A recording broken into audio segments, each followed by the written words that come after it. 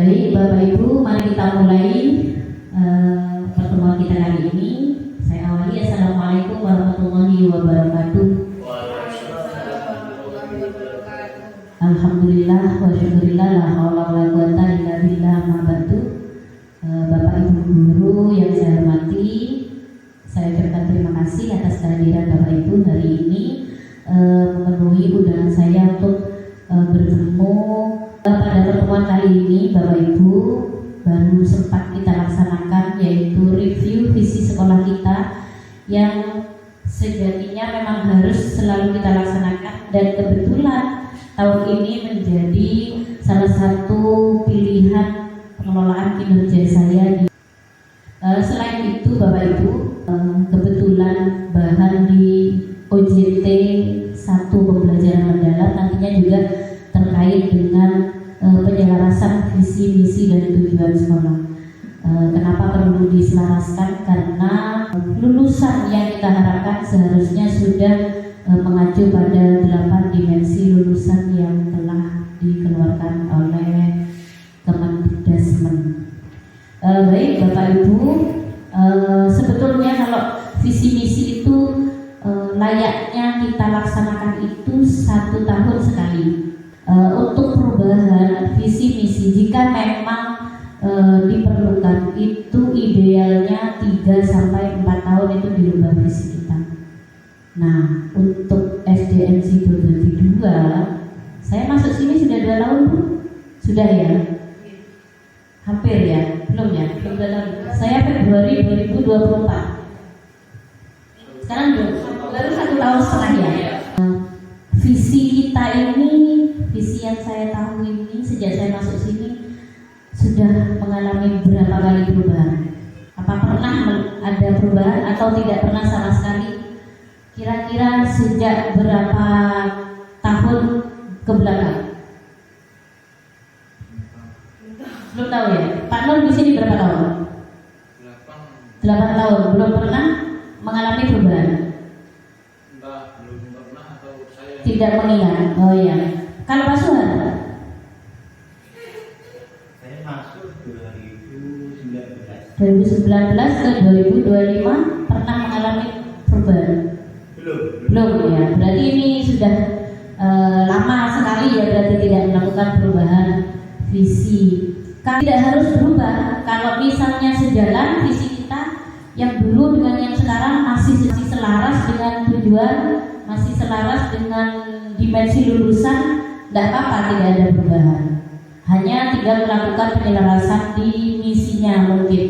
Di visi itu kan langkah kita untuk mencapai visi. Nah, di misi itu sudah menuju ke visi apa belum? Nah, perlu diselaraskan di situ.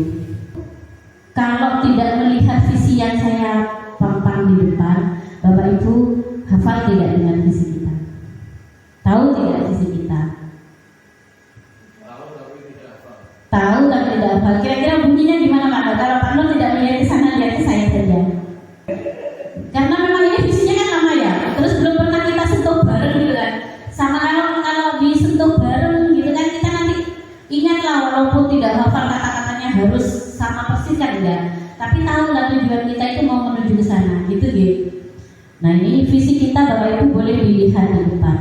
Visi kita itu unggul prestasi, luhur budi pekerti yang berakar pada agama dan budaya bangsa Indonesia. Bapak Ibu yang perlu diketahui bahwasanya visi itu sebetulnya sangat disarankan itu diawali dengan terwujudnya. Jadi kita maunya apa gitu. Kalau misalkan terwujudnya sekolah yang unggul dalam prestasi itu tidak mengena, karena yang dituju adalah sekolah. Nah, di sini harus disebutkan siapa poinnya. Terwujudnya siswa yang unggul prestasi, luhur budi pekerti yang berakar pada agama dan budaya bangsa Indonesia. Gitu. Nanti kita lakukan penyelarasan. Penyelarasan itu kalau di pembelajaran mendalam. Tetapi kalau di program guru penggerak hanya prakarsa perubahan, melakukan perubahan pada visi yang ada di sekolah. Kalau dibutuhkan perubahan, kan gitu. Bapak Ibu, visi kita unggul prestasi luhur budi pekerti yang berakar pada agama dan budaya bangsa Indonesia. Apakah sudah selaras dengan pembelajaran mendalam, yaitu lulusannya berakar pada berapa dimensi lulusan? 8 dimensi lulusan itu apa saja? Keimanan dan ketakwaan, ya, terus kesehatan, kreativitas, terus lupa yang PM, terus lagi, ya, lulusan kita itu harusnya ke sana, gitu ya. Nah, berarti kalau divisi kita ini sudah selaras ada apa belum? Kalau ada 8 bukan berarti 8-8-nya masuk. Ya, ada beberapa yang masuk ke target kita, misalnya 3. Berbudi pekerti itu masuk ke dimensi mana? Masuk ke keimanan dan ketakwaan? Iya. Berarti masuk prestasi itu masuk ke penalaran kritis ya, baik itu akademis maupun non akademisnya ya. Terus luhur budi pekerti berarti masuk ke keimanan dan ketakwaan ya. Lalu kemudian berakar pada agama itu berarti maksudnya kita pedomannya pada agama. Berarti yang masuk dalam dimensi lulusan ada 2 ya, bernalar kritis sama keimanan dan ketakwaan ya. Bapak Ibu, kalau menurut keinginan penjenengan perlu ditambah tidak visi kita? Kalau menurut jenengan, saya itu inginnya anak-anak saya itu pintar ini loh, kreatif loh, kan ada di situ kreativitas ya. Nah, monggo. Kalau menurut penjenengan kira-kira anak-anak itu yang paling penting untuk visi sekolah kita itu anak-anak itu terampil dalam apa di 8 DPL tadi? Saya kira dua dimensi ini yang paling mendasar ya. Iya, betul. Sebetulnya itu sudah, kalau sudah mencakup 8 DPL sudah ada minimal 1, itu berarti sudah selaras. Tinggal kalau kita ingin menambahkan boleh. Terus itu visi Bapak Ibu. Sekarang ke misinya. Dalam upaya mencapai visi tersebut, apa saja yang perlu kita lakukan supaya tercapai? Yang pertama itu berbunyi efektivitas dan efisiensi kegiatan belajar mengajar.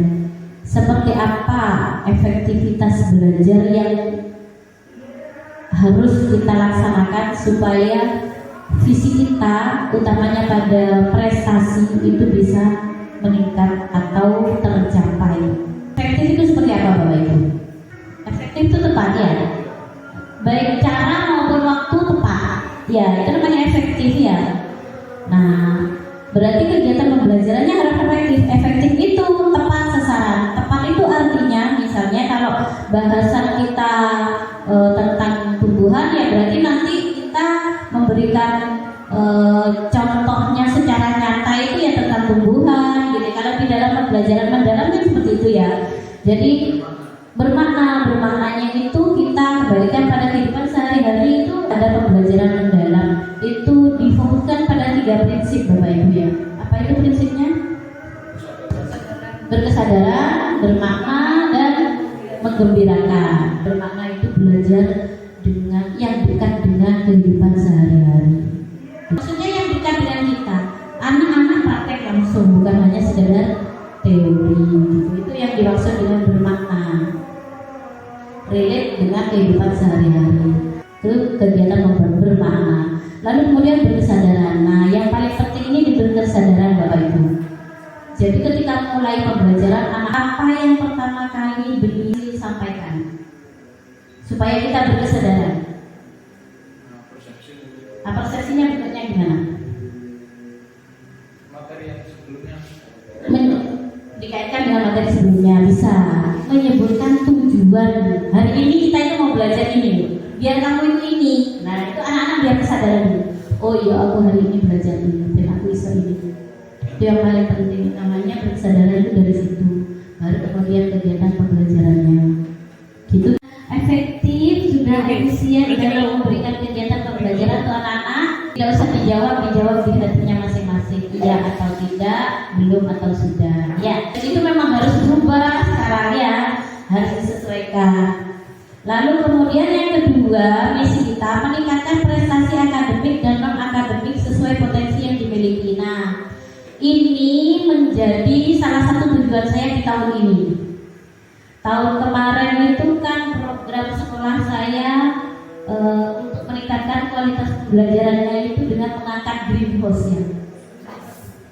Perlu Bapak Ibu ketahui bahwasannya tahun ini kita terjadi peningkatan di seperti iklim keamanan, terus kemudian komerasi, literasi, itu kan terjadi peningkatan. Sehingga yang tadinya kita merah 1, kuning 3 menjadi hijau dan tinggal 1 kuning di kualitas pembelajaran. Berarti yang kurang masih di kualitas pembelajaran. Selaras dengan yang saya terima dalam pembelajaran mendalam, bahwasanya kalau yang program sekolah saya kemarin meningkatkan kualitas pembelajaran, terjadi peningkatan karena di program saya juga menyajikan pembelajaran bermakna ya. Lalu yang untuk yang tahun ini di pendampingan saya di pembelajaran mendalam di UJT ini saya mengangkat non akademiknya. Kalau kemarin kan yang akademik, yang sekarang non akademik. Non akademiknya tahun ini saya targetkan pengembangan bakat minat harus berjalan. Sudah saya buatkan jadwalnya kan ya, seperti MTI, Hadra yang sesuai dengan minat anak. Nah, monggo Bapak Ibu itu anak-anaknya selesai dari kegiatan Agustusan ini mulai disaring. Yang siapa yang mau bakatnya ke MTQ, siapa yang mau bakatnya ke menyanyi, kemudian ke olahraga dan semua yang ada itu bakat minat itu ya. Nah, oleh mari kita laksanakan karena sesuai dengan visi kita. Visi kita kan berprestasi. Prestasi itu bisa di akademik, bisa juga di non akademik. Di akademik alhamdulillah tahun ini kita IPS dalam OSN masuk kan? Masuk IPS juara 1 kita, Rifki.